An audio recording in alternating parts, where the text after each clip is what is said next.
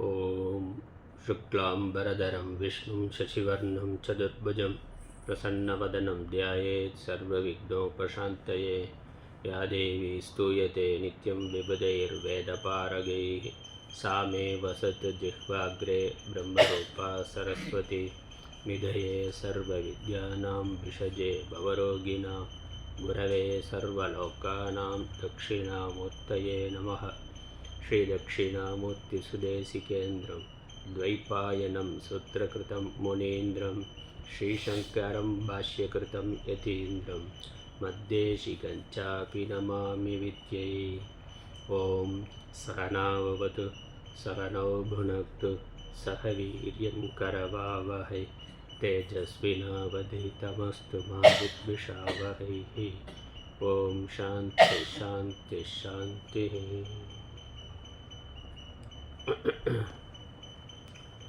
ॐ असतो मा सद्गमय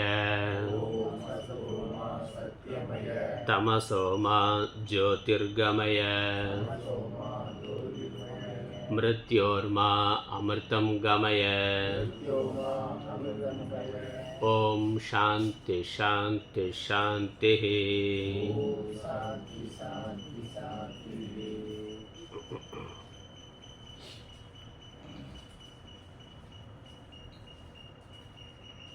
சனாதன தர்மம் என்ற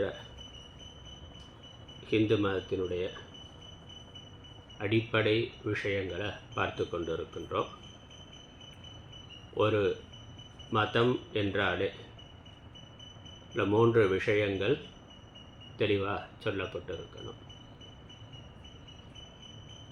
இறைவன், உலகம், உயிர். கடவுள், கடவுள்னா அவர் இருக்காரா இல்லையானா. நாஸ்திக மதமும் இருக்குது. கடவுள் இல்லைன்னா ஒரு ஆராய்ச்சி பண்ணி கடவுள் இல்லை, இயற்கையை தான் கடவுள்னு இயற்கைவாதம் லோகாயத்தவாதம் என்பதெல்லாம் சொல்லுகிறார்கள். ஆனால் கடவுளை பற்றிய ஒரு ஆராய்ச்சி, கடவுள் இருக்காரா இல்லையா, இல்லைன்னா ஏன் இல்லை, அதற்கான நியாயங்கள். இருக்கிறார்னா எப்படி இருக்கிறார், அவருடைய சொரூபம் என்ன, எப்படி இருக்கிறார், அதுக்கு இருக்கிறாருங்கிறதுக்கு என்ன ஆதாரங்கள், அதை தெளிவாக சொல்லணும். அந்த இறை தத்துவமானது தெளிவாக சொல்லப்பட வேண்டும். அதுக்கப்புறம் உலகம், அந்த கடவுள் உலகத்தை எப்படி தோற்றுவித்தார், உலகத்தினுடைய சொரூபம் என்ன, எப்படி தோற்றுவித்தார், எதற்காக தோற்றுவித்தார், உலகத்தை பற்றிய வர்ணனை, விவரிப்பு.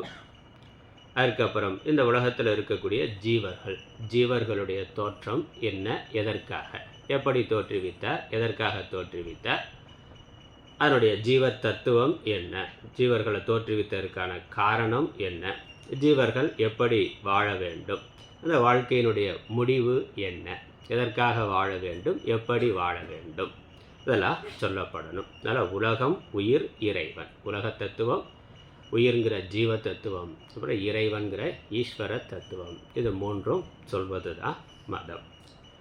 நம்மளுடைய வாழ்க்கையும் இந்த 3னுடைய அடிப்படையில் தான் இருக்குது. இந்த 3ல் நமக்கு என்ன நம்பிக்கை இருக்கோ, என்ன கருத்து வைத்திருக்கிறோமோ அதனுடைய அடிப்படையில் தான் நம்மளுடைய வாழ்க்கை இருக்குது. நாம் யாருன்னா, நாம் நம்ம பற்றி என்ன நினைக்கிறோம், எப்படி நினைக்கிறோங்கிற அடிப்படையில் தான் நம்மளுடைய வாழ்க்கை இருக்குது.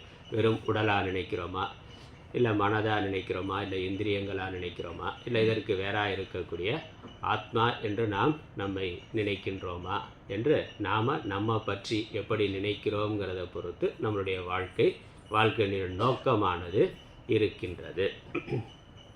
அதே மாதிரி உலகத்தை நாம் எப்படி பார்க்கிறோம் என்பதும் இருக்குது. உலகங்கிறது வெறும் போக விஷயம். ஏன்னா கடவுள் இல்லைன்னு சொல்லிட்டா உலகத்தில் அனுபவிக்கிறதுக்கு பல விஷயங்கள் இருக்கிறது.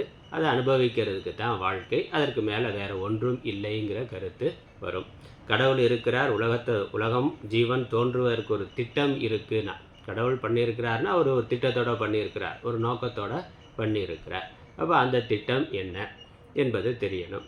அந்த உலகத்தை நாம் எப்படி பயன்படுத்துறது, எதற்காக பயன்படுத்துறதுங்கிறது நம்மளுடைய மதத்தினுடைய அடிப்படையில் மாறுபாடு வருகின்றது. என்ன கொள்கை வைத்திருக்கிறோம், உலகம் வெறும் போக விஷயங்களை கொண்டது, அதை அனுபவிக்கிறதுக்கு மட்டுமா, அதனால் இன்பம் மட்டும் வருதா, துன்பம் மட்டும் வருதா, இல்லை உலகம் கடந்த ஒரு வாழ்க்கை, இந்த ஒரு உலகம் தான் இருக்கா, பல உலகங்கள் இருக்கா, அந்த உலகங்களுக்கு போகிறதுக்கு என்ன வழி, எந்தெந்த உலகம் எப்படி இருக்கும், உலகம் கடந்த ஒரு வாழ்க்கை இருக்குமா இல்லையா, கடவுளுங்கிறது கடவுள் எந்த உலகத்தில் கடவுள் இருக்காருன்னா அவர் எந்த உலகத்தில் இருக்கிறார், அவர் இருக்கிற உலகம் எப்படி இருக்கும், அந்த உலகத்துக்கு நம்ம போக முடியுமா போகணுமா அப்படிங்கிற கேள்வியெல்லாம் மதத்தினுடைய அடிப்படையில் தான் நமக்கு வருகின்றது. அதே மாதிரி கடவுள்னா யார், அவர் எப்படி இருக்கிறார், எங்கே இருக்கிறார் அப்படின்னு கடவுளுடைய தத்துவம், அவருக்கும் நமக்கும் இருக்கக்கூடிய சம்பந்தம் என்ன, கடவுளுக்கும் நமக்கும் இருக்கக்கூடிய தொடர்பு என்ன, அவர் தனி நாம தனி என்றைக்குமே தனித்தனியாக தான் இருப்போமா, இல்லை இந்த ஜீவன் ஒரு நாள் அந்த கடவுள் இருக்கிற உலகத்தையோ அல்லது கடவுளையே அந்த கடவுள் தன்மை கடவுளோடு இரண்டர கலத்தல் என்பது சாத்தியமா, இல்லை அந்த லோகத்தில் போய் தான் நம்ம இருக்க முடியுமா என்ற கேள்வியெல்லாம் வருகின்றது. இதுவும் நம்மளுடைய மதத்தினுடைய அடிப்படையில் தான் நம்ம முடிவு செய்கின்றோம். அதனுடைய அடிப்படையில் தான் நம்மளுடைய வாழ்க்கையானது இருக்கின்றது. இப்போ மற்ற மதத்தை சார்ந்தவர்கள் கிறிஸ்தவர்கள்னால் அவர்களுடைய மத நூலை படிக்கிறார்கள். அவர்களுடைய மத நூலில் இதை பற்றிய வர்ணனை, கடவுள்னா எப்படி இருக்கிறார், உலகத்தை எப்படி படைத்தார், மனிதர்களுக்கு என்ன வேலை, மரணத்துக்கு பிறகு என்ன நடக்குது என்பதை பற்றி படிக்கிறார்கள், அறிந்து கொள்ளுகிறார்கள். அதில் நம்பிக்கை கொண்டு அதனுடைய அடிப்படையில் அவர்கள் வாழ்க்கையை நடத்துகிறார்கள். இஸ்லாம் மதம்னு பார்த்தா அதுலேயும் அதே மாதிரியான கருத்துக்கள் இருக்குது. இப்போ அந்த மத நூல் அவர்களுடைய மத நூலை படிப்பவர்கள் அதை அறிந்து கொண்டு அதனுடைய அடிப்படையில் அவர்களுடைய வாழ்க்கையை அமைத்து கொள்ளுகிறார்கள். இந்த மாதிரி உலகத்தில் எண்ணற்ற மதங்கள் இருக்குது, சித்தாந்தங்கள் இருக்குது. அதை அறிபவர்கள் எதில் ஸ்ரத்தை இருக்கோ அதை அவர்கள் பின்பற்றுகிறார்கள். அதுமாதிரி நம்மளுடைய மதத்திலையும் நம்ம இந்த அடிப்படை மத நூல்கள், இந்த தத்துவ விஷயங்கள் எல்லாம் நம்ம படிக்கணும், தெரிந்து கொள்ளணும். அது படிக்கிறதுக்கான வாய்ப்பு காலத்தினால குருகுல கல்வி இருந்தபோது அதுதான் படிப்பாக இருந்தது. குருகுல கல்வி எப்போ மாற்றப்பட்டதோ அப்பொழுது நம்ம மதம் சம்பந்தம் இல்லாத ஒரு கல்வியை படிக்கின்றோம். அப்போ மதம் சார்ந்த கல்விங்கிறது இந்துக்களுக்கு கொடுக்கப்படாமலே போய்விட்டது. பல தலைமுறையாக அது இல்லாமலே போய்விட்டது. அதனால் நம்முடைய மதத்தை பற்றி அடிப்படை விஷயங்கள் நமக்கு தெரியலை. பரம்பரையாக பெரியவங்க என்ன சொல்லிட்டு வர்றாங்களோ அதை நம்ம பின்பற்றி கொண்டு இருக்கிறோம் ஒரு நம்பிக்கையில். அது நம்பிக்கை இருந்தால் பெரியவங்களை சொல்கிறத கேட்குறோம், ஓரளவுக்கு நம்பிக்கையோடு பின்பற்றுகிறோம். ஆனால் அதோட அடிப்படையான விஷயங்கள் என்ன, அதற்கான தத்துவம் என்ன, அதற்கான காரணம் என்ன, இப்படி இதை பின்பற்றுறதுனால நமக்கு என்ன நன்மை ஏற்பட போகிறது என்பதை பற்றியெல்லாம் நமக்கு தெரியாது. ஏன்னா அதெல்லாம் மத நூல் படித்தா தானே தெரியும். அதை படிக்கிறது இல்லை, படிக்கிற பழக்கம் போனதுனால, கேட்குற பழக்கம் போனதுனால, அதை சொல்வதற்கான பெரியவர்களும் இல்லாமல் போனதுனால, அப்படி ஒரு சிலர் சொல்கிறத கேட்குறதுக்கு நம்ம தயாராக இல்லாததுனால எல்லாமே டிவியில் எல்லாம் வருது. இப்போ டிவி வச்சுருக்கிறோம், டிவியில் எல்லாம் ஆன்மீக சொற்பொழிவு பண்ணவர்கள் இருக்கிறாங்க, நம்ம பகவத்கீதை இதெல்லாம் எடுத்து சொல்பவர்கள் இருக்கிறார்கள். தொடர்ந்து பலர் கோணங்களில் பேசிக்கொண்டு இருக்கிறார்கள். ஆனால் அதெல்லாம் நம்ம எத்தனை பேர் அதை பார்க்குறோம்னா டிவியில் அந்த விஷயங்களை, நம்மளுடைய மதம் சார்ந்து சொல்லப்படக்கூடிய விஷயங்களை நம்ம எத்தனை பேர் பார்க்குறோம், கேட்குறோம். வேலுக்குடி கிருஷ்ணன் பகவத்கீதையை சொல்கிறார், நம்ம சாமிஜியோட பகவத்கீதை வருது, சங்கரா டிவியில் வருது. அப்படி பல மகாத்மாக்கள் பகவத்கீதையை பற்றி சொல்லி கொண்டு இருக்கிறார்கள், மற்ற அடிப்படை நூல்களை பற்றி பேசி கொண்டு இருக்கிறார்கள். யூடியூப்பில் பார்த்தா உபனிஷத்து பிரம்மசூத்திரா வரைக்கும் யூடியூப்பில் கிடைக்குது. மதத்தோட அடிப்படை எல்லா நூல்களும் வருது. ஆனால் அதை எத்தனை பேர் ஆர்வமாக கேட்குறோம்?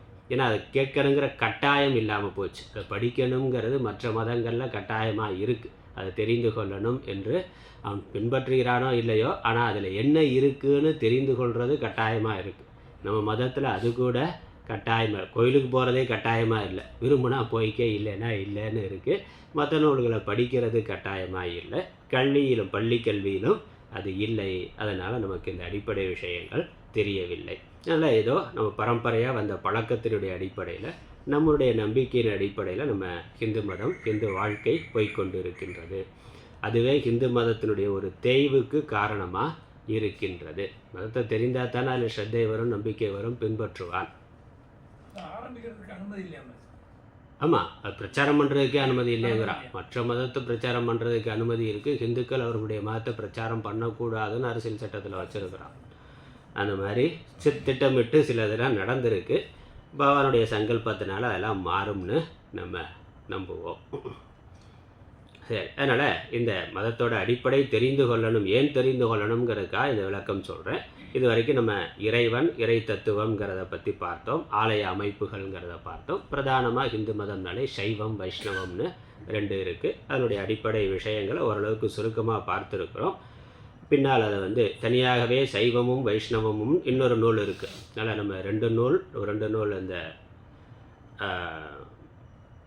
ஆறுமுக நாவலர் பண்ண இந்த இந்து சமய அறநிலையத்துறையினால் வெளியிடப்பட்ட இந்து மதத்தை பற்றிய அடிப்படை நூல்களில் 2 நூல் இருக்குது. அதுதான் அறநிலையத்துறை தேர்வுக்காக வைத்திருக்கிறார்கள்னு சொல்கிறேன்.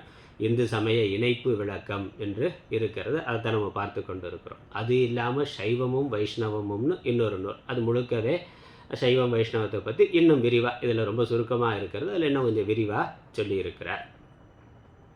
நம்ம ஆலய அமைப்புகள்ங்கிறத பற்றி பார்த்தோம். ஹிந்து சைவ மதம் வைஷ்ணவ மதம் பற்றிய அடிப்படை விஷயங்களை பார்த்துருக்கிறோம். இப்போ அதற்கு அடுத்த தலைப்பு உலகம் என்பதை பற்றி, உலகம் எப்படி தோன்றியது என்பதை பற்றி என்ன சொல்லப்பட்டிருக்கு. இதுலேயும் வேதம் சொல்லியிருக்கு, உபனிஷத்துகளில் சொல்லியிருக்கு, ஆகம சாஸ்திரங்களில் சொல்லப்பட்டிருக்கு. இங்கே சைவ சித்தாந்தத்தை அடிப்படையாக வைத்துக்கொண்டு ஒரு விளக்கம் இருக்குது. அடிப்படை பொது ஒற்றுமை இருக்கும், சின்ன சின்ன விஷயங்களில் வேறுபாடு இருக்கும். ஆனால் அத்வைத சம்பிரதாயத்தில் சிருஷ்டி கிரமத்தை ஒரு மாதிரி சொல்கிறோம், சாங்கிய தத்துவம் ஒரு மாதிரி சொல்லுது, யோக தத்துவம் ஒரு மாதிரி சொல்லுது. நியாய வைசேஷிகர்கள் அவர்கள் இன்னும் கொஞ்சம் வேறுபடுத்தி அணுக்கொள்கை என்பதெல்லாம் சொல்லுகிறார்கள். அப்புறம் 24 தத்துவங்கள், 36 தத்துவங்கள், சைவ சித்தாந்தத்தில் 96 தத்துவங்கள்னு இன்னும் பிரித்து சொல்லப்பட்டிருக்கு. ஆனால் பொது ஒற்றுமைங்கிறது இருக்குது. எல்லாத்துக்குமே அடிப்படை வேதம்தான். வேதத்தில் இருக்கிறத வைத்து கொண்டு தான் பின்னாடி வந்த ஆச்சாரியர்கள் அதை கொஞ்சம் விரிவுபடுத்தி சொல்லியிருக்கின்றார்கள். அப்படி விரிவுபடுத்துகிற பொழுது சின்ன சின்ன விஷயங்களில் மாறுபாடானது இருக்கின்றது. ஆனால் அடிப்படை பொது ஒற்றுமைங்கிறது இருக்கின்றது. அந்த அடிப்படையில் நம்ம பார்க்கலாம். உலகத் தோற்றம். நாம் காணும் இந்த உலகம் தோன்றி அழியும் தன்மை உடையது. அதனால் இது நிரந்தரமாக சாஸ்வதமாக இப்படியே இருக்கும் என்பது இல்லை. ஒரு காலத்தில் தோன்றியது, ஒரு காலத்தை அழியக்கூடியது, அழிந்த பிறகு மீண்டும் தோன்றும். அதனால் தோற்றம் மறைவுங்கிறது ஒரு சுழற்சியாக வரக்கூடியது.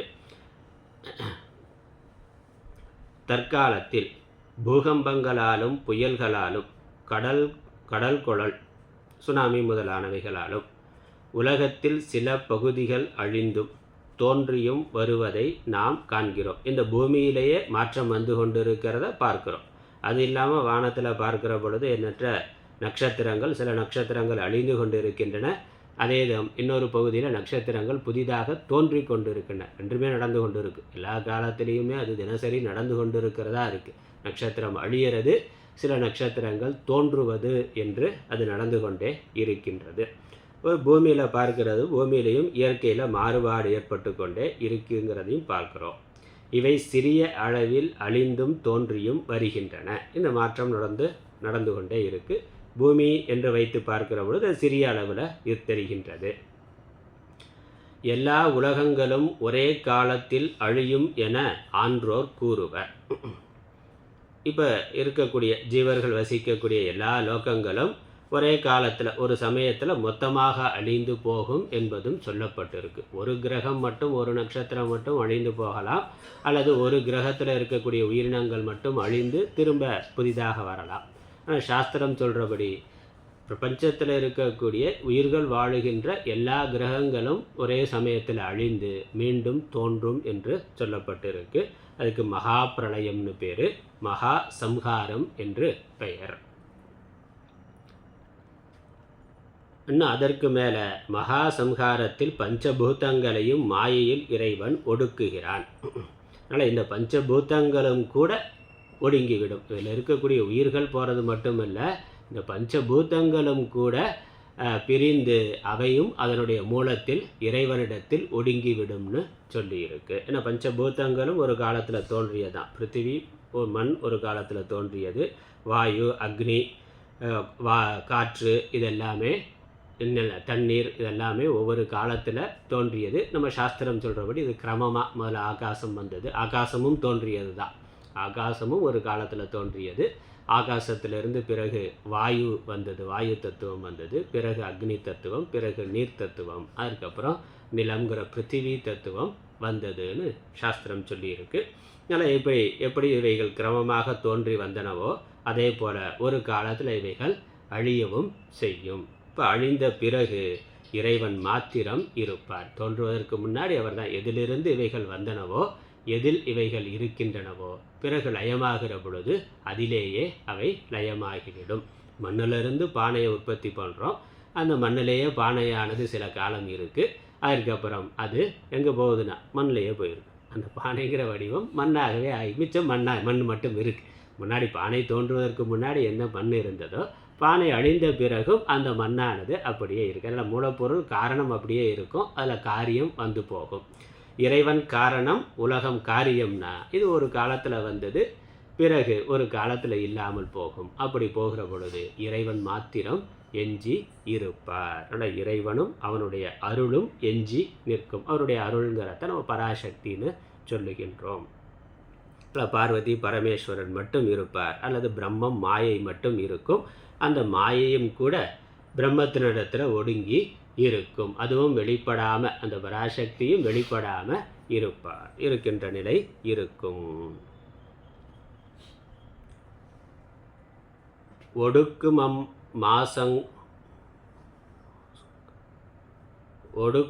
மாசங்காரம் உஞற்றியோன் ஆண்டும் ஓய்ந்து படுக்கிலா நடிப்பன் காணும் பறையருளால் பூசிப்பால்.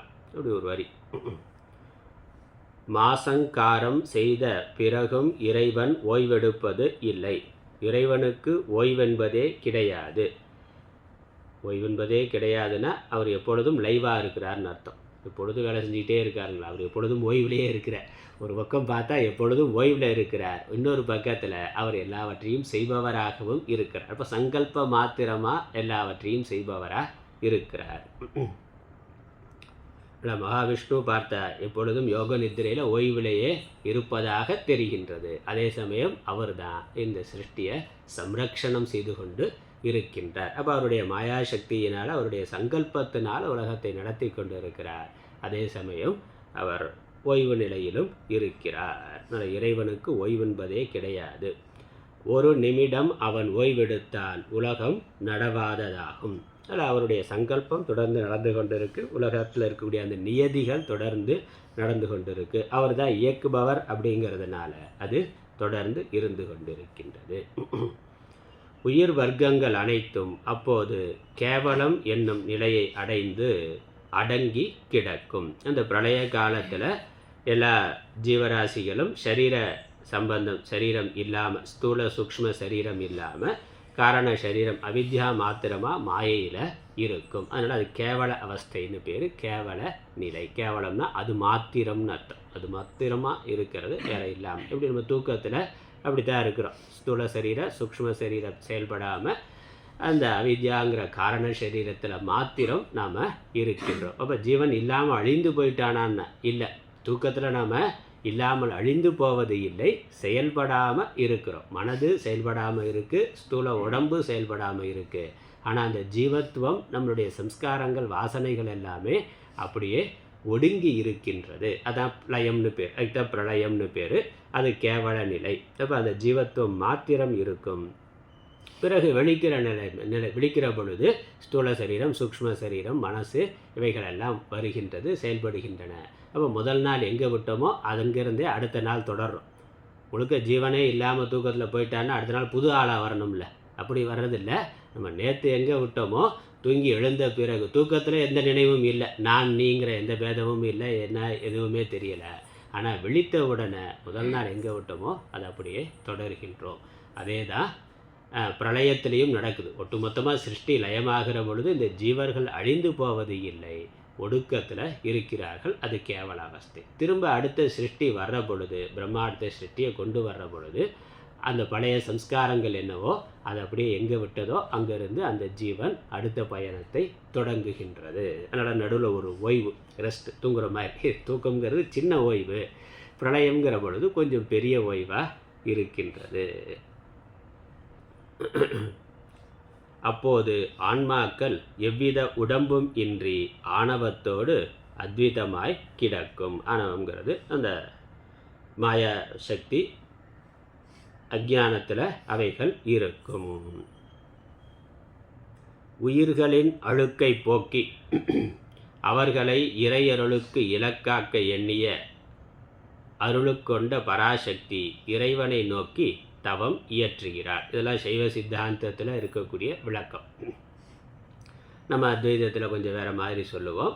ஆனால் அடிப்படை இந்த பிரகிருதி புருஷன் என்பது பிரகிருதிங்கிறது பரமசிவம், சரி, பிரகிருதி என்பது பராசக்தி, புருஷன் என்பது பரமசிவம், பிரம்மம். அதனால் அடிப்படை இந்த 2 விஷயங்கள் தான்.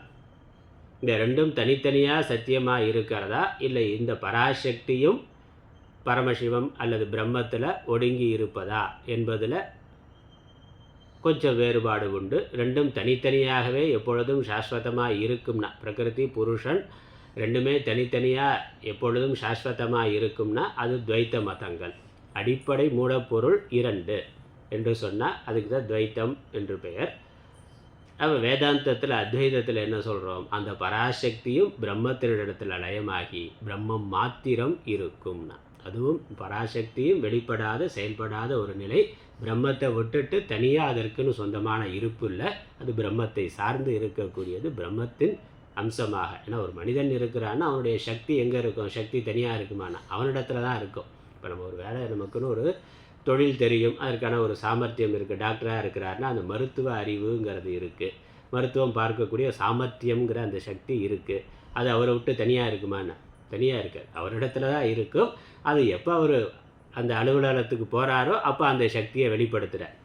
ஹாஸ்பிட்டல் போனாக்கா அப்போ மருத்துவ அறிவு அந்த நேரத்தில் பயன்படுத்துகிறார். வீட்டில் இருக்கிற போது என்னென்னா, வீட்டில் இருக்கிற போது அந்த மருந்து மாத்திரையெல்லாம் நினச்சிக்கிட்டே இருப்பார், இல்லையே. வீட்டில் இருக்கிற போது அந்த சக்தி வெளிப்படாமல் இருக்குது. அவருடைய அந்த மருத்துவம் பார்க்கக்கூடிய அந்த குணம், அந்த சாமர்த்தியமானது அவர் அந்த வேலையை செய்யாமல் வேறு வேலையில் இருக்கிற பொழுது அல்லது ஓய்வாக இருக்கிற பொழுது அது அவரிடத்தில் ஒடுங்கி இருக்கின்றது, வெளிப்படாமல் இருக்குது. எப்போ அதை அவர் செய்யணும்னு நினைக்கிறாரோ அப்பொழுது அது வெளிப்படுகின்றது. அதனால் அவரும் மருத்துவருடைய அந்த பார்க்கக்கூடிய அந்த சாமர்த்தியமும் ரெண்டும் தனித்தனியாக இருக்கிறது இல்லை, அவரிடத்துல தான் அது இருக்கின்றது. அதே மாதிரி பரமசிவன் பராசக்தி ரெண்டும் தனித்தனியானதில்லை, பரமசிவனிடத்தில் பராசக்தியானது இருக்கின்றது. அது சிருஷ்டி இல்லாத பொழுது அவரிடத்தில் ஒடுங்கி இருக்கின்றது. எப்போ அவர் சிருஷ்டி பண்ணணும்னு சங்கல்பம் பண்ணுறாரோ அப்பொழுது அது வெளிப்படுகின்றது. அப்படி சொன்னால் அது அத்வைத்தம். அதனால் சிவாத்வைத்தம்னு அதுக்குள்ளே சைவ சித்தாந்தத்துள்ளே சிவாத்வைத்தம்னு உண்டு. ரெண்டும் ஒன்றாக இருக்கக்கூடிய, அதனால் பார்வதி பரமேஸ்வரன் அர்த்தநாரீஸ்வரராக பார்க்குறோமே, ரெண்டும் தனித்தனி இல்லை, ஒன்று தாங்கிறது தான் அங்கே அத்வைத்தம். அதனால் சைவ சித்தாந்தத்தில் அத்வைத்தம் சிவாத்வைத்தம்னு சொல்கிறாங்க. நம்ம பிரம்மம்னு சொன்னால் அது ஆதிசங்கரர் அத்வைத்தம், இல்லை அந்த பிரம்மங்கிறதுக்கு பதிலாக பரமசிவம்னு சொன்னால் அது சிவாத்வைத்தம். அப்புறம் அதுக்கு சின்ன சின்ன விஷயங்களில் வேறுபாடு இருக்குது. ஆனால் அடிப்படை கருத்து இதுதான். ஒரு பரம்பொருள், அதனிடத்தில் சிருஷ்டி பண்ணக்கூடிய சாமர்த்தியம், சக்தி. ஆனால் அந்த பராசக்தி இறைவனை நோக்கி தவமாற்றுகிறாள். இறைவன் அவளது தவத்துக்கு இறங்கி அருள் புரிகின்றார். உயிர்களை பற்றிய அழுக்கை போக்க உலகத்தை உண்டு பண்ணுகிறான். என இந்த ஜீவர்கள் அவித்தையில் லயமாகி இருக்கின்றது. அந்த ஜீவர்கள் அவித்தையில் லயமாகி இருக்கிறதுனால ஜீவத்துவம் இருந்து கொண்டே இருக்குது. அந்த அவித்தையிலிருந்து அது விடுபட்டு அது சிவத்தை அடைகின்ற பொழுது தான் அது முழுமையான விடுதலை அடைந்ததாக, பரிபூர்ண நிறைவை அடைந்ததாக ஆகும். அதனால் அதுக்கு சிருஷ்டி வேணும், திரும்ப சிருஷ்டியானது வேண்டும். சிருஷ்டி செய்கிற பொழுது உடல் வருது, ஸ்தூல சூக்ஷ்ம சரீரங்கள் வருது. அழுக்கை அழுக்கால் அகற்றுவது போல உயிர் அழுக்கை உலக அழுக்குகளில் தோய்த்து விளக்க திருவுளம் கொள்ளுகிறான். பஞ்சபூதங்களில் ஒடுங்கி மாயையில் மாய்ந்து கிடக்கும் உலகை திரும்பவும் படைக்கின்றான். இதுவே உலகத் தோற்றத்தின் தொடக்கம் ஆகும். சிருஷ்டிக்கு காரணம் இதுதான். இந்த ஜீவர்கள் அனாதி அழியாமல் இருக்கிறார்கள். அதே சமயம் அந்த பிரம்மத்தினிடத்தில் பராசக்தியில் மாயையில் ஒடுங்கி இருக்கிறார்கள். அவர்களுடைய அந்த ஒடுக்கம் இருக்கிறதுனால, அஞ்ஞானம் இருக்கிறதுனால அவர்கள் ஆத்மானந்தத்தை அனுபவிக்க முடியாது. இப்போ நம்ம தூக்கத்தில் இருக்கிற பொழுது ஜீவத்துவம் இல்லாமல் போகிறதுல அது இருக்குது. அதே சமயம் ஆத்மாவில் தற்காலிகமாக லயமாகி இருக்கிறதுனால ஒரு மகிழ்ச்சி, ஆனந்தம் இருக்குது. ஆழ்ந்த தூக்கத்தில் நமக்கு ஒரு சந்தோஷம் இருக்குது, எந்த விஷயமும் இல்லை, விவகாரம் இல்லை, புறத்தில் எதையும் நம்ம பார்க்கலை, ஆனால் ஒரு மகிழ்ச்சியோட நிறைவோடு இருக்கிறோம். நல்ல தூக்கம் இருந்தால், நல்ல ஆழ்ந்த தூக்கம் இருந்தால் விழித்த உடனே ஒரு சந்தோஷம் இருக்குது, நல்லா சுகமாக ஒன்றையும் அறியாமல் சுகமாக தூங்கினேன்னு ஒரு நிறைவு நமக்கு இருக்குது. அப்போ அதில் ஒரு சந்தோஷம் இருந்தாலும் நமக்கு அதில் இருக்கிற பொழுது அது தெரியறதில்லை. அவித்தையும் இருக்குது, அங்கே ஆனந்தமும் இருக்குது. ஒன்றையும் அறியாமை அப்படிங்கிறதும் இருக்குது, அதே சமயம் சுகமாக இருந்தேங்கிறதும் இருக்குது. அதானே படித்தவுடனே அது அப்படி தானே வர்ணனை பண்ணுறோம். நான் ஒன்றையும் அறியாமல் சுகமாக இருந்தேன், சுகமாக தூங்கினேன்னா ஒன்றையும் அறியாத அறியாமையும் அங்கே இருந்தது, ஒரு சுக அனுபவமும் இருந்தது. அதே தான் பிரளய காலத்திலையும் அப்படித்தான். அப்போ அந்த ஜீவத்துவம் இருக்குது, அது சுகமாக இருந்தாலும் நான் சுகமாக இருக்கிறேங்கிறது தெரிகிறது இல்லை. அதான் தூக்கம். அதனால் இந்த ஜீவன் அந்த அஞ்ஞானத்திலிருந்து விடுபட்டு ஆத்மாவில் அல்லது இறைவனிடத்தில் இருந்த அஞ்ஞானம் இன்மைங்கிறதுனால அந்த சுகத்தை அனுபவிக்கிறதுங்கிற உணர்வும் இருக்கும். சுகமாக இருப்பார், சுகமாக இருக்கிற பொழுதே சுகமாக இருக்கிறேங்கிற அந்த தெளிவும் இருக்கும், அந்த விழிப்பும் இருக்கும். அதுதான் உண்மையான பேரின்பம், அதுதான் முக்தி நிலை, அதுதான் இறைநிலை.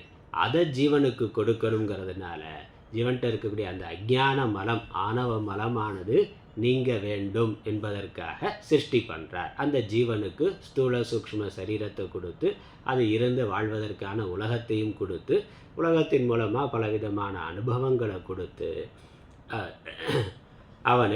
அவனுடைய சொரூபத்தை அறிவதற்கு உதவியாக இவைகளை செய்கின்றார். அதனால் அதற்காக உலகத்தை படைக்கிறார். ஜீவனிடத்தில் இருக்க அஞ்ஞானத்தை, ஆணவ மலம், கண்மமலம் இதெல்லாம் போவதற்காக, அதெல்லாம் நீங்குவதற்காக உலகமானது படைக்கப்படுகின்றது. கடவுள் ஏன் இந்த உலகை படைத்தார் எனில் நம்மை பற்றி நிற்கும் அழுக்கினை அகற்றி நம்மை ஆட்கொள்வதன் பொருட்டே ஆகும். அதனால் இந்த கண்மங்கிற புண்ணிய பாபம் என்பது நம்ம இடத்துல மனதில் இருக்குது. அது இருக்கிற வரைக்கும் முழுமையான சுகத்தை நம்ம அனுபவிக்க முடியாது, இறை இன்பத்தை அனுபவிக்க முடியாது. அந்த ஜீவபாவம் இருந்து கொண்டே இருக்கும். ஆணவம், அகங்காரம், இந்த கர்மம், புண்ணிய பாப்பம் அவைகள் இருந்து கொண்டே இருக்கும். அப்போ அது நீங்கணும், அதிலிருந்து இந்த ஜீவன் விடுபட வேண்டும். அதற்காக உலகத்தை படைக்கிறார். அதை பற்றி உபனிஷத் பிரபஞ்ச தோற்றத்தை பற்றி ஸ்வேதாஸ்வதர உபனிஷதம் கூறுவதாவது, உபனிஷத் சொல்லுது, எந்த கடவுள் அக்னியிலும் ஜலத்திலும் மரம் செடிகளிலும் அனைத்து உலகங்களிலும் பிரவேசித்திருக்கிறானோ அந்த கடவுளுக்கு வணக்கம். அதனால் அந்த கடவுள் தானே உலகமாக ஆகியிருக்கின்றார். அதனால் உலகத்தை படைக்கிற பொழுது அவர் உலகத்தை படைக்கிறதுக்கான மூலப்பொருளை எங்கேருந்து எடுத்தார்? இந்த ஜீவன் அனாதியாக லயமாகி இருக்கிறார். ஆனால் ஸ்தூலமாக ஒரு பிரபஞ்சத்தை படைக்கணும்னா அந்த படைப்பதற்கான மூலப்பொருள் அவர் எங்கேருந்து எடுப்பார்? குயவன் பானை பண்ணணும் அப்படின்னாக்கா அவன் காட்டில் போய் அங்கேருந்து மண் எடுத்துகிட்டு வந்து பண்ணுறான். ஒரு மர ஆசாரி மர ஜாமான் பண்ணணும்னா மரத்தை வெட்டிட்டு வந்து அதில் இருந்து பண்ணுறார். இது மாதிரி கடவுள் உலகத்தை படைக்கணும்னு நினச்சார்னா அந்த படைக்கிறதுக்கான மூலப்பொருள் அது எங்கேருந்து எடுத்துகிட்டு வருவார்? எங்கேருந்து எடுத்துகிட்டு அப்போ அது எடுத்துகிட்டு வர்றாருன்னா அப்போ ஏற்கனவே ஒன்று படைக்கப்பட்டு இருக்குன்னு தானே அர்த்தம். வேறு ஒரு உலகத்துலேருந்து எடுத்துகிட்டு வந்து இந்த உலகத்தை படைச்சாருன்னா அப்போ அந்த உலகம் எப்படி வந்தது? அதை படைக்கிறதுக்கான மூலப்பொருள் எங்கேருந்து எடுத்துகிட்டு வந்த கேள்வி வருமே. அதனால் அந்த மூலப்பொருளாக அவரே இருக்கிறார். இதுக்கு உபாதான காரணம்னு பேர். படைக்கணும்னு நினைத்து செய்கிற பொழுது அது நிமித்த காரணம். அந்த படைப்புக்கான மூலப்பொருள் ரா மெட்டீரியல் இருக்கே அதுக்கு உபாதான காரணம்னு பேர். பானைங்கிற பொழுது அல்லது தங்கம் நகைங்கிற பொழுது அந்த மண்கிறது உபாதான காரணம், மூலப்பொருள் ரா மெட்டீரியல். அப்புறம் அதை படைக்கக்கூடிய குயவன் என்பவன் நிமித்த காரணம். அவனுக்கு அதை எப்படி படைக்கணுங்கிற அந்த அறிவு இருக்குது, சாமர்த்தியம் இருக்குது. அது இல்லைன்னா பண்ண முடியாது. நம்ம கையில் ஒரு மண்ணை கொடுத்து பானையாக பண்ணணுன்னா பண்ண முடியுமானா? பண்ண முடியாது. அப்போ அவனுக்கு ஒரு அறிவுள்ளவன் இருக்கணும், அவனுக்கு அதை பற்றி அறிவு இருக்கணும், எப்படி பண்ணணும் அப்படிங்கிற அறிவு இருக்கணும், அதை செய்வதற்கான ஒரு சாமர்த்தியம் சக்தியானது இருக்கணும். அதனால் அந்த குயவன்கிறவன் பானை தோன்றுவதற்கு நிமித்த காரணமாக இருக்கிறான். அந்த மண்கிறது மூலப்பொருளாக இருக்குது. அந்த மண்ணை தன்னுடைய அறிவான திறமையினால் அவன் பானையாக மாற்றுகிறான். ஒரு மர ஆசாரி மரத்தை ஒரு மேஜையாக மர ஜாமான்களாக மாற்றுகிறார். அப்போ அதுக்கான மூலப்பொருள் ஒன்று இருக்குது, அதை செய்பவன் இருக்கிறார். இது மாதிரி தங்கம் நகைனாக்கா தங்கம் மூலப்பொருளாக இருக்குது நகைகளுக்கு, அதை செய்கின்ற ஒரு ஆசாரி, அதற்கான அறிவு திறமையுடைய ஒருவன் தனியாக இருக்கிறார். அதனால் அது நிமித்த காரணம், உபாதான காரணம்னு சொல்லுவோம். உபாதான காரணம்னா ரா மெட்டீரியல், மூலப்பொருள். நிமித்த காரணம்ங்கிறது இன்டெலிஜென்ஸ் காஸ், அறிவு காரணம், அறிவுடையவன் ஒரு மனிதன். அதே மாதிரி உலகம் கடவுளால் படைக்கப்பட்டதுன்னா உலகத்துக்கான மூலப்பொருள் என்ன? கடவுள் நிமித்த காரணமாக இருக்கிறார். கடவுள் தான் அவர் பண்ணணும்னு சங்கல்பம் பண்ணுறார். அதை பண்ணுறதுக்கான சாமர்த்தியம் அவருக்கு இருக்குது. ஆனால் அதற்கான மூலப்பொருள் எங்கேருந்து எடுத்தார், அதை எப்படி பண்ணார்னு கேள்வி வருது. அதற்கு நம்ம பதில் சொல்லி ஆகணும். அந்த மூலப்பொருள் அவரே தான் என்பது அப்படி தான் இருக்க முடியும். அது வேற எங்கேயோ தனியாக இருக்குனாக்கா தனியாக இருந்ததை அதை யார் படைச்சான்ங்கிற கேள்வி வரும். அதை யார் அது அவர் தான் படைச்சிருக்க முடியும். அப்போ அதை படைக்கிறதுக்கான மூலப்பொருள் எங்கேருந்து எடுத்தார்னு கேள்வி வரும். அதுக்கு இன்னொரு உலகத்தில் இருந்து எடுத்தார்னு சொன்னாக்கா அந்த உலகத்தை எங்கேருந்து எப்படி படைச்சாருங்கிற கேள்வி வரும். அதனால் அவர் மட்டும்தான் இருந்தார்னா அவர் தன்னிடமிருந்தே அந்த மூலப்பொருளை எடுத்து அதை செய்கின்றார். அதனால் உலகத்துக்கு நிமித்த காரணம் உபாதான காரணம் இரண்டுமே இறைவனாகத்தான் இருக்க முடியும். அதற்கு உதாரணம் கேட்டால் உபனிஷத் சொல்லுது, ஊர்ண நாபிகி, இந்த 8 கால் பூச்சி இருக்கு, சிலந்தி பூச்சி இருக்கு, அது ஒரு பெரிய வலை பின்னுது, ஒரு பெரிய வலை பின்னுது. அந்த வலை பின்னுறது அதுதான், அதுக்கு அந்த அறிவு திறமை சாமர்த்தியம் இருக்குது, அது நிமித்த காரணம். அது பின்ன வலை, அதுக்கு நிமித்த காரணம். அதுக்கான அந்த நூல் எங்கேருந்து எடுத்தது? எங்கேயாவது ஸ்பின்னிங் மில்லில் போய் வாங்கிட்டு வந்ததானா, எங்கேயாவது கடையில் போய் வாங்கிட்டு வந்ததானா? அதனிடமிருந்தே எடுக்குது. அதுக்கான நூல் அதோட வாயிலிருந்து தானே வருது. அதோட வாயில் அதற்குள்ளே இருந்து அதோட சலைவா அதுக்கு ஒரு திறமை இருக்குது. அப்போ அந்த சிலந்தி வலை பின்னுகின்ற அந்த சிலந்தி பூச்சி பின்னுகின்ற அந்த சிலந்தி வலைக்கான மூலப்பொருள் அதனிடமிருந்து வந்தது. அதை பின்னுனதும் அதுதான். அதே மாதிரி தான் உலகம் செய்யப்பட்டிருக்கு. இன்னொரு உதாரணம் சொல்லணும்னா நம்ம கனவுன்னு ஒரு கனவு உலகத்தை படைக்கிறோம். கனவு உலகத்தில் சூரியன் இருக்குது, சந்திரன் இருக்குது, மற்ற மனிதர்கள் இருக்கிறாங்க. நாமளும் அதில் ஒரு ஜீவன் மாதிரி இருக்கோம். மரம் செடி கொடிகள் இருக்குது. அதை நாம் தான் பண்ணோம். நம்மளுடைய மனதோட சங்கல்பத்தினால் அது வந்திருக்கு. மனது நிமித்த காரணமாக இருக்குது. ஆனால் அந்த கனவு உலகத்துக்கான அந்த உபாதான காரணம், ரா மெட்டீரியல் எங்கேருந்து எடுத்துகிட்டு வந்தோம்? வீடு கட்டின மாதிரி எங்கேயாவது போய் வாங்கிட்டு வந்தோமான்னு இல்லையே. நம்ம மனசு தான் அந்த உலகத்துக்கு ஆதாரமாகவும் நம்ம மனசு தான் இருக்குது. அந்த உலகத்தை கற்பனை பண்ணதாகவும் நம்முடைய மனது தான் இருக்கின்றது. அதே மாதிரி தான் உலகத்துக்கான மூலப்பொருளாகவும் இறைவனே இருக்கிறார். அப்புறம் அதுக்கான நிமித்த காரணமாகவும் அவரே இருக்கிறார். ஆனால் அபின்ன நிமித்த உபாதான காரணம்னு சொல்வோம். நிமித்த காரணமும் உபாதான காரணமும் வேறுபடாததாக ஒன்றாக இருக்கின்றது. ஒரே காரணம். உலகத்துக்கு அபின்ன நிமித்த உபாதான காரணம் இறைவன் என்பது. அதனால தான் உபனிஷத்து இப்படி சொல்லுது, எந்த கடவுள் அக்னியிலும் ஜலத்திலும் மரம் செடிகளிலும் அனைத்து உலகங்களிலும் பிரவேசித்திருக்கிறானோ அந்த கடவுளுக்கு வணக்கம். அதனால் அவரே கற்பனையாக ஒரு வடிவங்களை தோற்றுவித்து அதற்குள்ள அவர் ஆதாரமாக இருக்கின்றார். அல்லது தன்மேலே தானே ஒரு கற்பனையான உலகத்தை படைத்தார். நம்ம கனவை படைக்கிற மாதிரி கனவுல அங்கே அக்னி இருக்குது, ஜலம் இருக்குது, மரம் செடி கொடி இருந்தாக்க அந்த கனவுல நம்முடைய கனவுல இருக்கக்கூடிய அந்த நெருப்பு, தண்ணீர், மரம், செடி கொடி அதுக்குள்ளே யார் இருக்கிறோம்? நம்ம மனசு தான் இருக்குது. நாம் தான் அதற்குள்ளே பிரவேசித்து அதற்குள்ளே இருந்து அதை நடத்தி கொண்டு இருக்கிறோம். கனவுல ஒரு பொருளை கொடுக்குறோம், ஒருத்தர்கிட்ட கொடுக்குறோம், ஒருத்தர் வாங்குறாருன்னா, ஒருத்தர் கொடுக்குறார், ஒருத்தர் வாங்குறார்.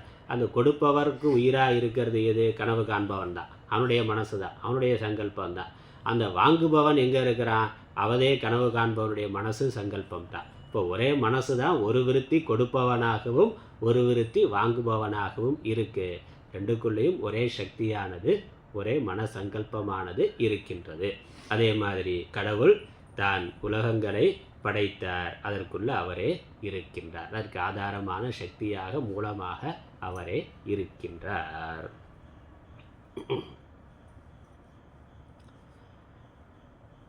உலகம் ஆதியில் அக்னி ஸ்வரூபமாய் இருந்த காலத்தில் அதனிடையே வாழ்ந்த அநேக கோடி அக்னி ஜுவல ரூபமான ஜீவ ஜந்துக்களை கடவுள் சுகமாக வாழும்படி செய்தார். அந்த முதல்ல ஆகாசம், காற்று, அதுக்கப்புறம் அக்னி. இதில் ஆகாசமும் காற்றும் நமக்கு ஸ்தூலமாக கண்ணுக்கு தெரியக்கூடியது இல்லை. ஆகாசத்தை நம்ம பார்க்க முடியாது நேராக, காற்றையும் நேராக பார்க்க முடியாது, தொட்டு உணரலாம், ஆனால் ஸ்தூலமான ஒரு வடிவம் உடையது அல்ல. அதனால் உபனிஷத்தில் சில உபனிஷத்துக்களில் இந்த அக்னி அந்த ஆகாசம் காற்றுங்கிறது சொல்லாமல் அக்னியில் இருந்து சிருஷ்டிய ஆரம்பிக்கும். பஞ்சபூதங்கள்னு சொல்கிற பொழுது பஞ்ச ஆகாசம் வந்தது, காற்று வந்தது, அப்புறம் அக்னி வந்ததுன்னு இருக்கும். அதில் இருந்து அந்த பஞ்சபூதங்கள் கலந்து உலகம் வந்ததுன்னு இருக்குது. இல்லை ஆகாசம் காற்றுங்கிறத சொல்லாமல் அக்னியிலிருந்து வந்தது. அக்னி முதல்ல, அப்புறம் ஜலம், அப்புறம் பிருத்திவின்னு சொல்லப்பட்டிருக்கும். எதனால் என்னாக்கா ஆகாசம் காற்று நமக்கு தெரியக்கூடியது அல்ல. அக்னி காற்று ரூபம் இருக்கக்கூடியது. அக்னி ஜலமெல்லாம் ரூபம் இருக்கக்கூடியது. அதனால் அக்னி ஸ்வரூபமாக இருந்த காலத்தில் அதனிடையே வாழ்ந்த அநேக கோடி அக்னி ஜுவல ரூபமான ஜீவ ஜந்துக்களை கடவுள் சுகமாக வாழும்படி செய்தார். இப்போ ஏன் ஆகாசம் இல்லை, ஆகாசம் இருந்தது, அதில் தூசுகள் வாயுக்கள் மட்டும் இருந்தது. அப்புறம் அந்த வாயுக்கள் சேர்ந்து அதற்குள்ள அழுத்தம் ஏற்பட்டு வெடித்து இந்த உலகமானது தோன்றி இருக்கிறது. பிக் பேங் தியரி அப்படித்தான் சொல்கிறான். சிருஷ்டி எப்படி தோன்றி இருக்கும்னு ஒரு அனுமானம் அறிவியல் சொல்கிறது என்னது, இந்த முதல்ல எல்லாம் ஆகாசம் இருந்தது, அதில் வாயுக்களாக எல்லாம் இருந்தது, தூசுகளாக இருந்தது. அவைகள் ஒன்றுக்கொன்று நெருங்குகின்ற பொழுது அதற்குள்ளே ஒரு சக்தி ஏற்பட்டு அவைகள் நெருங்குகின்ற பொழுது ஒரு அழுத்தம் ஏற்பட்டு அதிலிருந்து பெரு வெடிப்பு ஏற்பட்டு உலகம் வந்ததுன்னு. அப்போ அக்னி தான் முதல்ல பெரு வெடிப்பு. முதல்ல வாயுக்களாக இருந்தது, அதற்குள்ளே அழுத்தம் ஏற்படுத்தி பெரு வெடிப்பாக வருகின்றது. அப்பப்போ கேஸ் சிலிண்டர்லாம் வெடிக்குது இல்லை, வாயுவாக இருக்கிறது, அதிலிருந்து நெருப்பானது, வாயுவிலிருந்து நெருப்பு வருகின்றதுன்னு. அது மாதிரி அக்னி ஜுவலமாக ரூபமாக அதுக்குள்ளே ஜந்துக்கள் இருந்தன. அந்த உலகத்தை சில 1000 வருடங்களுக்கு பின் ஜலமயமாக மாற்றினார். எல்லாம் அக்னி ஸ்வரூபமாக கோலங்களாக எரி கோலங்களாக இருக்குது. பிறகு அது குளிர்ந்து ஜலமாக ஆகின்றது. பூமியை அப்படித்தான் வந்ததுன்னு சொல்கிறான். பூமி சூரியன் வெடித்த பொழுது ஒரு பெரிய நட்சத்திர வெடிப்பு ஏற்பட்டு அதிலிருந்து செதறிப்போன துகள்கள் தான் பூமி முதலான நம்ம சூரியனை சுற்றி இருக்கக்கூடிய கிரகங்கள். பூமி முதலான கிரகங்கள் சூரியனுடைய வெடிப்பிலிருந்து வந்தது. சூரியனுடைய பகுதி தான். ஆனால் சூரியன் இன்னும் அவர் எரிந்து கொண்டு இருக்கிறார், மற்ற கிரகங்களும் எரிந்து கொண்டு இருக்கு. பூமி சுற்றி இருக்க அந்த வளிமண்டலத்தினால அது குளிர்ந்து வெளிப்பகுதி மட்டும் கடினமாக மண்ணாக ஆகி இருக்கின்றது. அப்புறம் அதில் ஜலமானது இருக்கின்றது. ஜலம் வந்தால் தானே குளிரும். அதனால் குளிர்ந்து அதற்கப்புறம் அது மண்ணாக ஆகி இருக்கின்றது. அதனால் பூமியினுடைய மையத்தை பார்த்தா இன்னும் நெருப்பாக தான் இருக்குது, எரிந்து கொண்டு தான் நெருப்பாக தான் இருக்குது பூமியினுடைய மையம். வெளிப்பகுதி தான் குளிர்ந்து நமக்கு கடினமானதாக இருக்குது, அதில் ஜலம் இருக்குது. அது ஜலத்தினால குளிர்ந்தது. அதனால் அக்னியிலிருந்து ஜலம் வந்தது, ஜலத்திலிருந்து இந்த பூமியானது வந்தது. அதனால் பின் ஜலமயமாக மாற்றினார். பூமி முழுக்க ஜலமயமாக, முழுக்க தண்ணீரால் சூழப்பட்டு இருந்தது. இப்போ 3 பங்கு தண்ணீர் இருக்குது, ஒரு பகுதி தான் நிலப்பரப்பு இருந்தது. ஆனால் சிருஷ்டியில் முதல்ல முழுக்க எரி கோலமாக இருந்தது, பிறகு முழுக்க தண்ணீரால் மூடப்பட்டதா, பனி கட்டி தண்ணீர்னால் மூடப்பட்டதா அது இருந்தது. அதன் பின்னர் அப்படி தண்ணீராக இருக்கிற பொழுது அதில் எண்ணற்ற ஜீவராசிகள், மீன் முதலானவைகள் இருந்தன, எண்ணற்ற ஜல ஜந்துக்கள் இருந்தன. அதை முதல்ல மத்ஸ்ய அவதாரம்னு பார்த்தோம். முதல்ல மத்ஸ்ய அவதாரமாக இருந்தது, ஜலம் இருந்தது. ஜலத்தில் தான் முதல்ல உயிர்கள் தோன்றினங்கிறது தான் இன்றைக்கி அறிவியல் சொல்கிறது. ஜலம் தான் பூமி முழுக்க, நிலப்பரப்பே வெளியே தெரியாமல் முழுக்க பனிக்கட்டிகளாக உறைந்திருந்தது. அப்புறம் அது கொஞ்சம் அது தண்ணீராக திரவமாக ஆகிற பொழுது அதில் பலவிதமான ஜந்துக்கள் தோன்றின. அந்த பனியாக இறுகி இருந்தது. ஆர்டிக் பகுதியில் என்ன அப்படி தான் இருக்குது.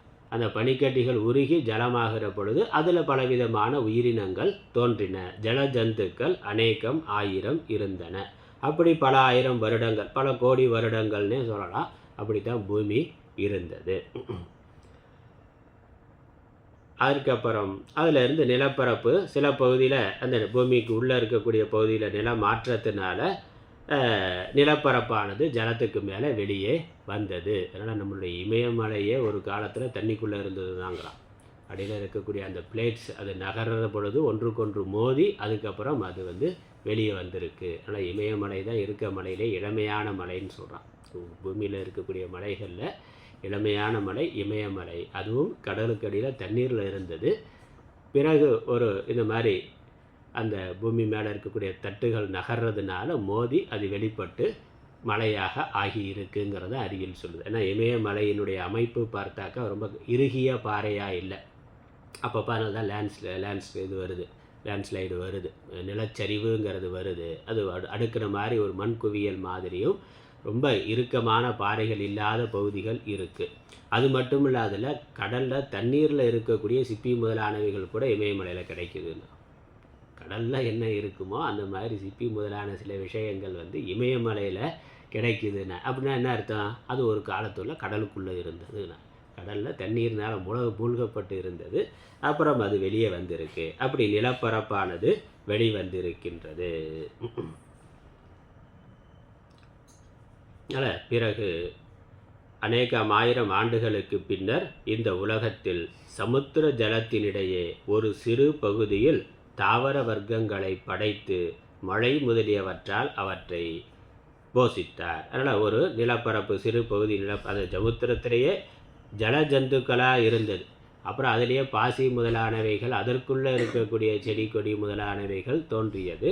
அப்புறம் நிலப்பரப்பு வெளியே வந்து அதில் தாவரங்கள் தோன்றியது, விலங்குகள் முதலானவை தோன்றியது.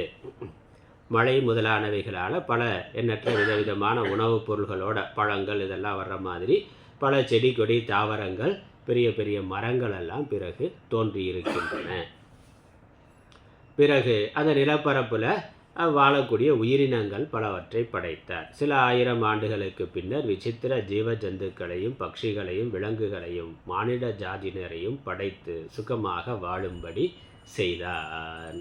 இப்படி கிரமமாக படைத்திருக்கிறார். ஆனால் சிருஷ்டியில் 2 முறை சாஸ்திரத்தில் சொல்லியிருக்கு. யுகபத் சிருஷ்டின்னு ஒன்று, இன்னொன்று கிரம சிருஷ்டின்னு ஒன்று. கிரம சிருஷ்டினாக்கா 1 by 1 படிப்படியாக படைக்கிறது. ஆகாசம், காற்று, அக்னி, நீர், நிலம்னு ஒன்றுனா படைக்கிறது. அப்புறம் ஜலஜந்துக்கள், அப்புறம் செடி கொடி தாவரங்கள், அதற்குள்ள புழு பூச்சி முதலான ஓரறிவு உயிரினங்கள், அப்புறம் 2 அறிவு 3 அறிவு 4 அறிவுன்னு படிப்படியாக சிருஷ்டியை பகவான் படைத்தார். அறிவியல் வந்து அதுவாக தோன்றியதுன்னு சொல்லுது. சாஸ்திரம் வந்து அது இறைவன் அப்படி திட்டமிட்டு ஒன்றொன்றாக படைத்தார் அப்படிங்கிறது இருக்குது. இதுக்கு வந்து கிரம சிருஷ்டின்னு பேர். இன்னும் சில இடங்கள் என்ன சொல்லியிருக்கு, அவர் சங்கல்பம் பண்ணால் ஒரே சமயத்தில் எல்லாம் வந்துருச்சு. அதுக்கு வந்து யுகபத் சிருஷ்டின்னு பேர். இப்படி ஒன்று ஒன்றா படைக்காமல் ஒரே நேரத்தில் பூமி, அதில் செடி கொடி தாவரங்கள், பறவைகள், விலங்குகள், மனிதர்கள் எல்லாம் ஒரே சமயத்தில் வந்துவிட்டது அப்படியும் சிருஷ்டியை பற்றி சாஸ்திரம் சொல்லுகின்றது. அது அவருடைய சங்கல்பம். பகவான் எப்படி வேணாலும் பண்ணலாம், அப்படி பண்ண முடியாதுன்னு சொல்ல முடியாது. பகவான் அவருக்கு எல்லா சாமர்த்தியமும் இருக்குது, எப்படி வேணாலும் பண்ணலாம். இப்போ நம்ம வீடு கட்டுற பொழுது படிப்படியாக ஒன்று ஒன்றா தானே பண்ணுறோம். அஸ்திவாரம் போட்டு அப்புறம் கொஞ்சம் கொஞ்சமாக எழுப்பி கட்டுகிறோம். ஆனால் கனவு எப்படி பண்ணுறோம்? ஒரே சமயத்தில் பண்ணிடுறோம்.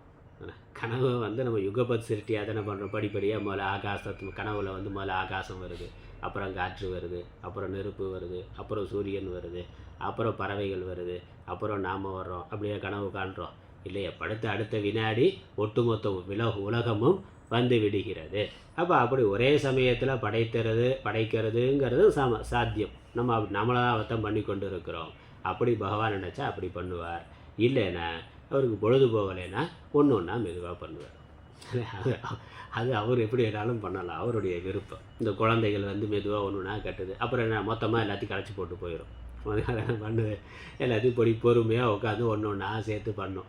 ஒரு போர் அடித்ததுனாக்கா மொத்தமாக எல்லாத்தையும் களைச்சி போட்டு போயிடும். இல்லைன்னா மொத்தமாக பையில் இருக்க எல்லா கேம்ஸு எல்லா விளையாட்டு பொருளையும் மொத்தமாக பையை கொட்டி எல்லாத்தையும் பரப்பிடுவான். அது பண்ணுவான். இல்லைனாக்கா பொழுது போகலைன்னா ஒன்று ஒன்றா எடுத்து கொஞ்சம் விளையாடும். அது போர் அடிச்சதுன்னா அடுத்த பொம்மையை எடுத்து விளையாடும். அது போர் அடிச்சதுன்னா அடுத்த விளையாடும். கடைசியில் 2 மணி நேரத்தில் பார்த்தா பையில் இருக்க எல்லாம் வெளியே வந்துடும்.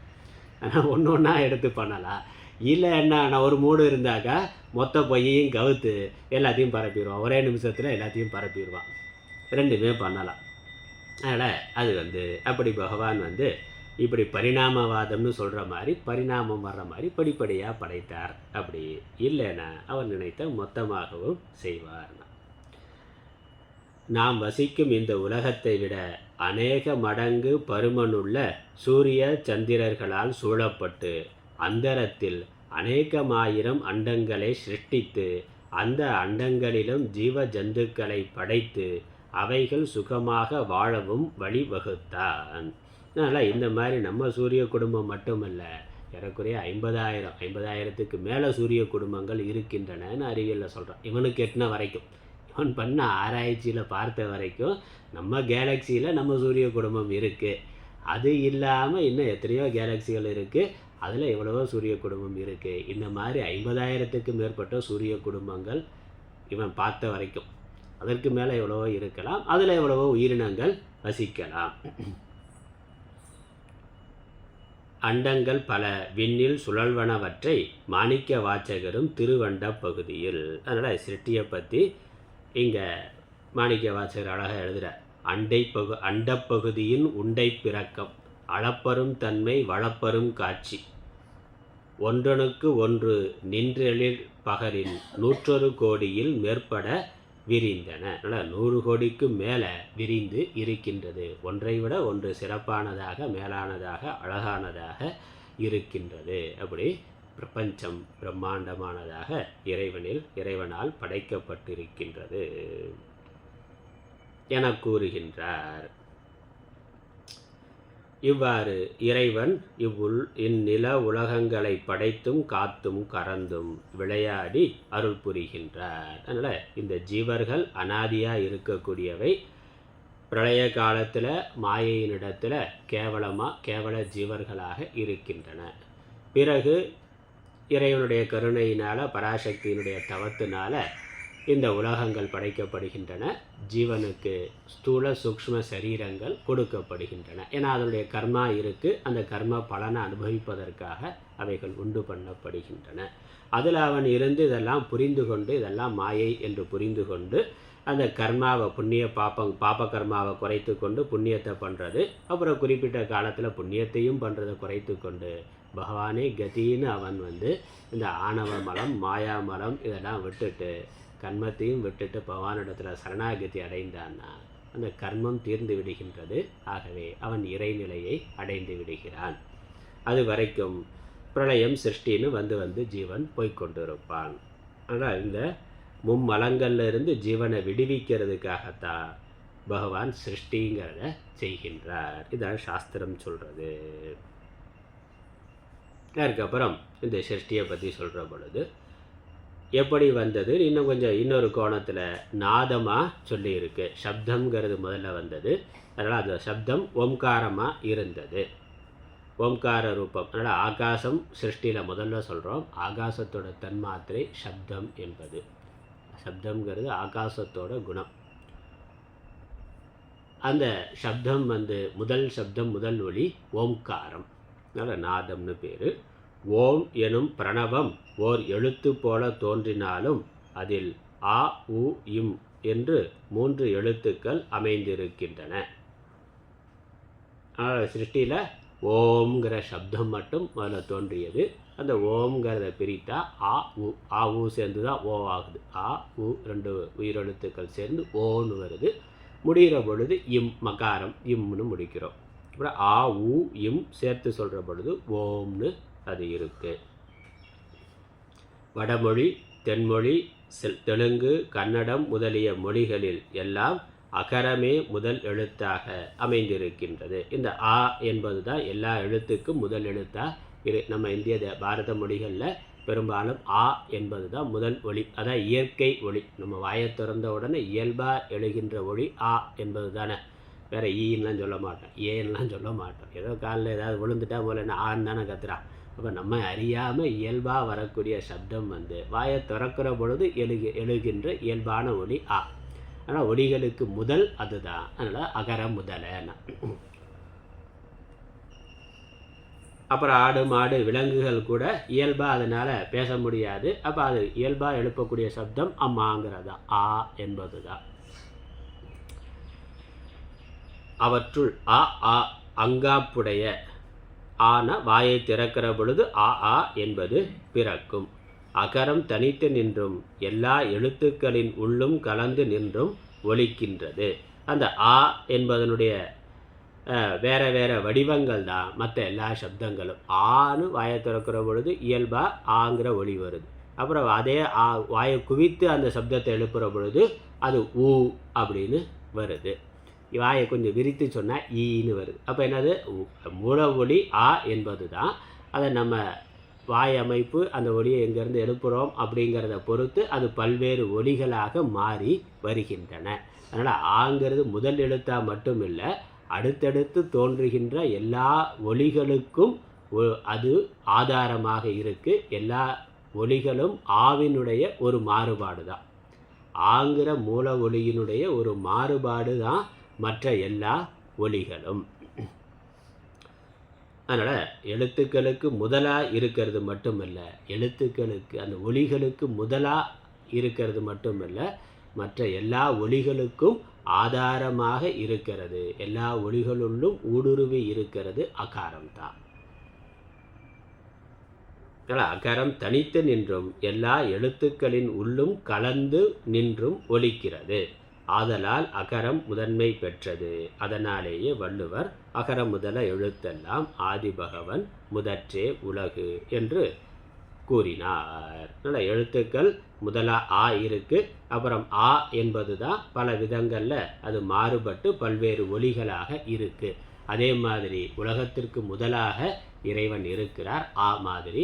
அப்புறம் அவரே தன்னுடைய மாயா சக்தியினால் பல்வேறு ரூபங்களை எடுத்துக்கொண்டு உலகமாக இருக்கின்றார். அதனால தான் அந்த ஒப்புமை எல்லா நம்முடைய தமிழ் நூல்களில், இலக்கண நூல்கள் எல்லாவற்றிலும் கடவுளும் அகரமும் ஒப்புமைப்படுத்தப்பட்டு சொல்லப்பட்டிருக்கும். அல்லது கடவுளே ஓம்காரம் என்று சொல்லப்பட்டிருக்கும். ஓம்காரத்தில் முதல்ல ஊ தான், ஆ என்பது தான். அதனால் கடவுள் உலகத்திற்கு முதலாக இருக்கிறார். அவரே மாயையினால் பல்வேறு நாம ரூபங்களை எடுத்துக்கொண்டு உலகமாக இருக்கிறார். எழுத்துக்களுக்கு முதலாக, ஒலிகளுக்கு முதலாக அகாரம் இருக்குது.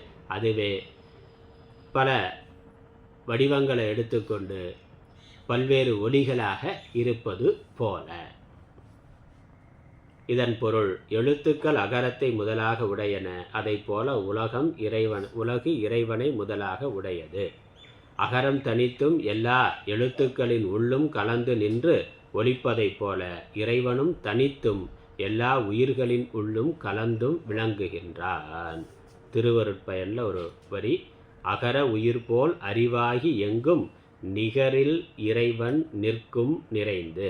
ஒப்பற்ற இறைவன் ஆ என்ற உயிரெழுத்தானது எல்லா ஒலிகளுக்குள்ளும் ஊடுருவி இருப்பது போல இறைவன் எல்லாவற்றுள்ளும் இருக்கின்றார். அதுக்கப்புறம் இலக்கணத்திலேயே ஊ ஊ ஓ ஓ ஔ இதழ் குவிவே. இந்த உதட குவித்து சொல்லுகின்ற பொழுது இந்த ஒலிகள் வருது. ஓ ஊ ஓ ஓ ஔங்கிறது வருது. அப்போ அந்த ஆங்கிறதான் இதழை குவித்து சொல்லுகின்ற பொழுது ஒலி மாறுபட்டு இந்த வடிவங்களில் வருது. மேல் கீழ் இதழ் உற பா மா பிறக்கும். மேலுதடும் கீழுதடும் சேர்வதால் பா மா பிறக்கின்றன. பா மாங்கிறது இரண்டு உதடுகளும் குவிகின்ற பொழுது ஊ ஊ ஓ ஓ சவுண்டு வருது. ரெண்டும் சேருகின்ற பொழுது பா மாங்கிற ஒலியானது வருகின்றது. வாயை திறந்தும் இதழை குவித்தும் உதட்டை மூடியும் ஆ உ இம் எழுத்துக்கள் பிறக்கச் செய்கின்றோம். அதனால் வாயை திறக்கிற பொழுது ஆ, வாயை குவிக்கின்ற பொழுது, இதழ்களை குவிக்கிற பொழுது ஊ, இதழ்களை சேர்க்கிற பொழுது இம். அவ்வளோதான். இதுக்குள்ளே தான் எல்லா சப்தங்களும் இருக்குது. ஒன்று வாயை திறந்து சொல்லணும், இல்லை வாயை குவித்து சொல்லணும், இல்லை வாயை மூடி சொல்லணும்.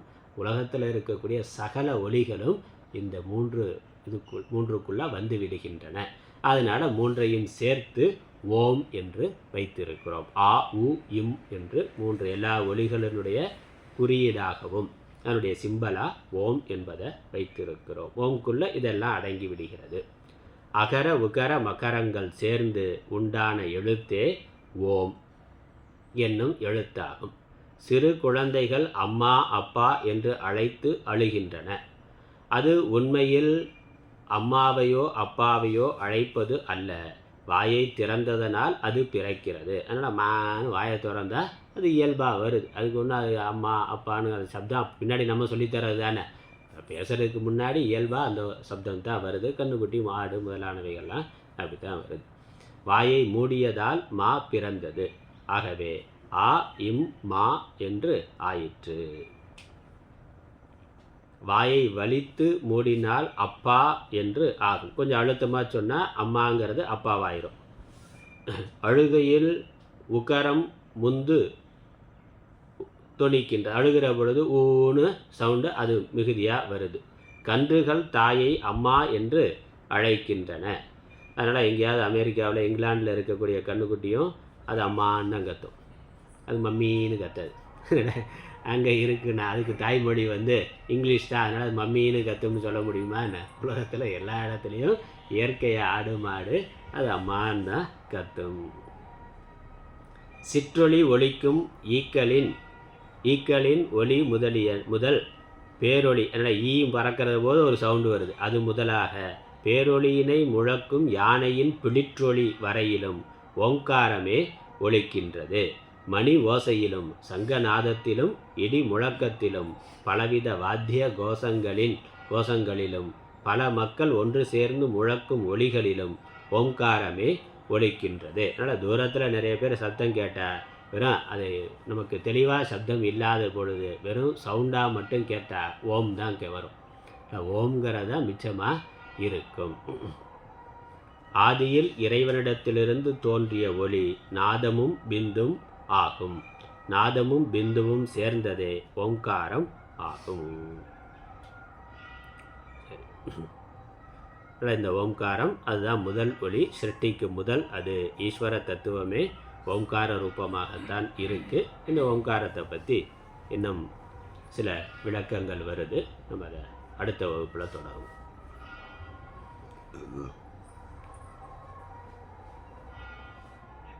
ஓம் ஈஸ்வரோ குருராத்மேதி மூர்த்திபேத விபாகினே व्योमवत्याप्तदेहाय दक्षिणामूर्तये नमः. ओम पूर्णमदः पूर्णमिदं पूर्णात् पूर्णमुदच्यते पूर्णस्य पूर्णमादाय पूर्णमेवावशिष्यते. ओम शान्ति शान्ति शान्तिः. हरिः ओम.